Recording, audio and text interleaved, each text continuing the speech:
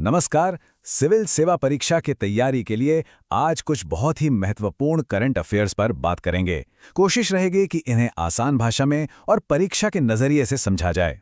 तो सवाल ये उठता है कि 2025 में जो ये बड़े आर्थिक और नीतिगत बदलाव हो रहे हैं, वो भारत के भविष्य पर आखिर क्या असर डालेंगे। चलिए एक एक करके इन बड़ी घटनाओं को समझते हैं, जो न सिर्फ आज की सुर्खियां हैं बल्कि कल की दिशा भी तय कर रही हैं। आज हम 4 खास विषयों पर बात करेंगे: अर्थव्यवस्था में लिक्विडिटी, भारत के एक्सपोर्ट्स में तेजी, एक नई ग्रामीण रोजगार योजना और मेक्सिको के साथ टैरिफ की चुनौती। और हाँ, आखिर में हम इन सबको मेंस एग्जाम के लिहाज से भी देखेंगे। तो चलिए शुरू करते हैं पहले टॉपिक से। ये अर्थव्यवस्था की एक बहुत ही बेसिक लेकिन जरूरी चीज है, तरलता यानी लिक्विडिटी। और ये भी समझेंगे कि भारतीय रिजर्व बैंक को इसमें दखल क्यों देना पड़ रहा है। तो ये मुद्रा तरलता या करेंसी लिक्विडिटी आखिर है क्या? देखिए, सीधे शब्दों में कहें तो इसका मतलब है कि बाजार में कैश या आसानी से कैश में बदलने वाली संपत्ति कितनी उपलब्ध है। मतलब किसी चीज को कितनी जल्दी कैश में बदला जा सकता है बिना उसकी कीमत गिराए।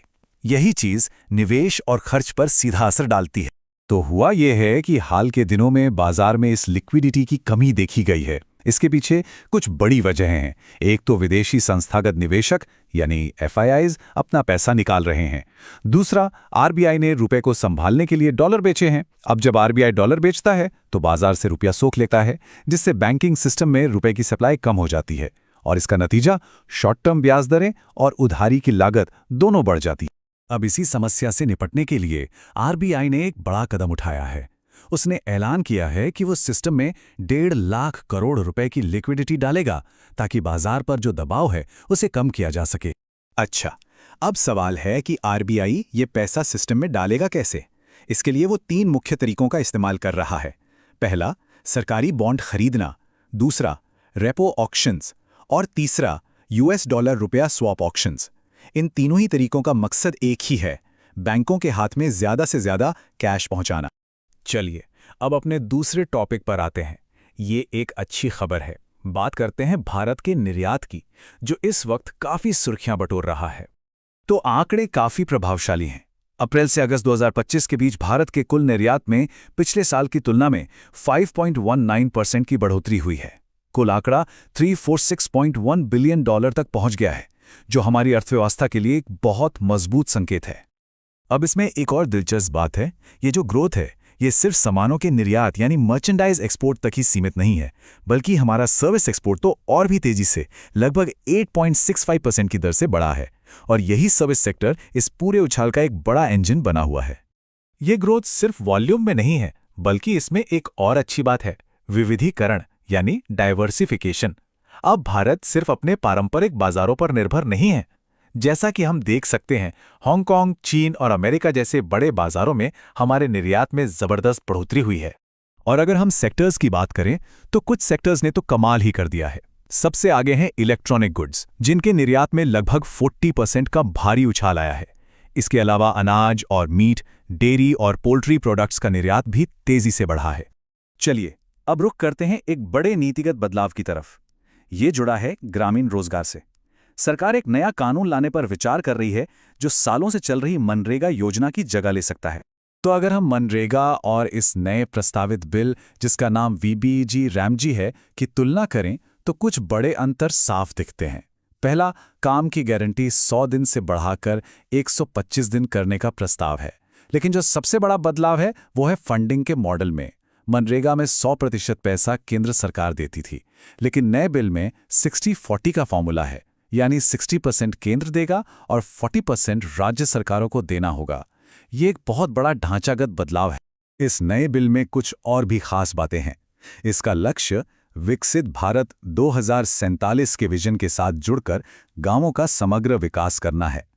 एक और अहम बात यह है कि खेती के सीजन में, यानी बुवाई और कटाई के समय 60 दिनों के लिए इस योजना के तहत काम बंद रखा जाएगा, ताकि खेतों के लिए मजदूरों की कमी ना हो। और इसे PM गति शक्ति से भी जोड़ा जाएगा, ताकि इंफ्रास्ट्रक्चर प्लानिंग बेहतर हो सके। और अब आते हैं आज के आखिरी टॉपिक पर। ये जुड़ा है अंतर्राष्ट्रीय व्यापार से, और इसमें भारत के लिए एक चुनौती खड़ी हो गई है। मामला जुड़ा है लैटिन अमेरिका के एक अहम देश मेक्सिको से। हुआ ये है कि मेक्सिको ने उन सभी देशों से आने वाले सामान पर 50% तक का भारी टैरिफ लगा दिया है जिनके साथ उसका फ्री ट्रेड एग्रीमेंट यानी FTA नहीं है। और बदकिस्मती से भारत भी उन देशों में शामिल है। अब ये चिंता की बात क्यों है वो ये चार्ट साफ दिखाता है। मेक्सिको को होने वाले हमारे कुल निर्यात का लगभग 1/3 हिस्सा ऑटो और ऑटो पार्ट्स का है। मतलब 25% ऑटो पार्ट्स और 7% मोटरसाइकिल। ये दोनों ही सेक्टर इस टैरिफ से सीधे तौर पर प्रभावित होंगे। हमारे उद्योग जगत ने भी इस पर चिंता जताई है। इंजीनियरिंग एक्सपोर्ट प्रमोशन काउंसिल यानी EPC का कहना है कि इस कदम से मेक्सिकन बाजार में भारतीय प्रोडक्ट्स की कॉम्पिटिटिवनेस यानी प्रतिस्पर्धा करने की क्षमता कम हो जाएगी। उन्होंने सरकार से जल्द मेक्सिको के साथ FTA पर बातचीत शुरू करने की भी मांग की है। और देखिए, इसका असर दिखना भी शुरू हो गया है।